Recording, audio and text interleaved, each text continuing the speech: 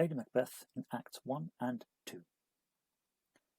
Lady Macbeth is one of Shakespeare's most intriguing female characters of all of his plays. She can be a quite divisive figure.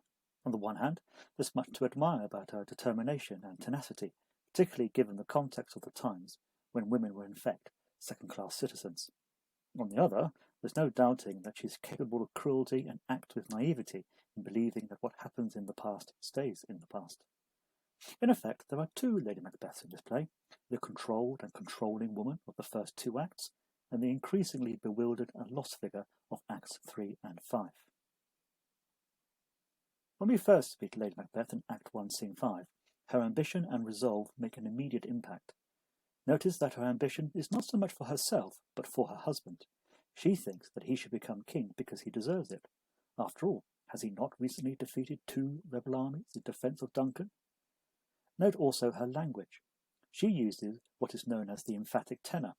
He will be king. There is no room for doubt in her mind. This total self-belief is present throughout her first scene.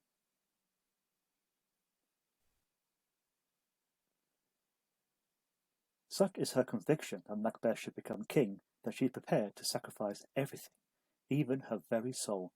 Her appeal to the agents of evil is chilling. There is no ambiguity in these lines. She not only accepts evil, but actively embraces it. For Lady Macbeth, the ends justify the means. It's little wonder that the character is sometimes referred to as the fourth witch in the story. Lady Macbeth's conviction in Act 1 contrasts with Macbeth's hesitancy. Where she is full of plans on how, when, and where to murder the king, he is still struggling with his inner thoughts, trying to resist the siren call of his own ambition. This is strongly evident in the final scene of Act 1, where Macbeth has a moment of clarity and realises that there is no justification for killing Duncan and tells Lady Macbeth so. Her reaction is astonishing. Instead of accepting his judgment, as good wives were expected to do in Shakespeare's day, she launches an attack on his masculinity. She knows her husband's weaknesses, and pride is one of them, and even goes as far to declare that she would willingly kill her own child, using a shockingly graphic image to underscore her point. The effect is immediate. Macbeth performs a complete U-turn and announces that he is now fully on board with the plan to murder Duncan. Lady Macbeth wins the day. Lady Macbeth continues to play a leading role in the moments after Duncan's murder.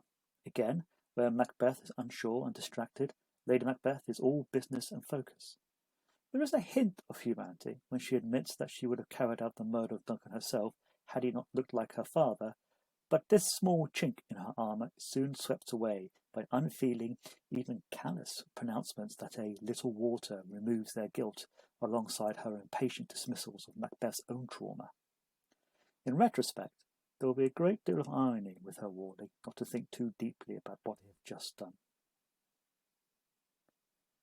Further evidence of Lady Macbeth's resourcefulness and ability to think on her feet is apparent when Macbeth admits that he killed Duncan's guards. It's not clear what his motive for doing so was, and it certainly puzzles Macduff, who asks Macbeth why he did such a foolish thing. Sensing that this could complicate matters, Lady Macbeth pretends to faint. In doing so, she distracts attention away from Macbeth's actions and once again makes up for his shortcomings. This time, it works.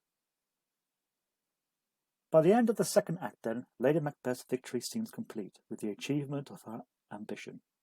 Macbeth is made king. It is her drive that has made much of this possible. For her, all is well, and all she and Macbeth need do now is to sit back and enjoy being rulers of Scotland. What could possibly go wrong?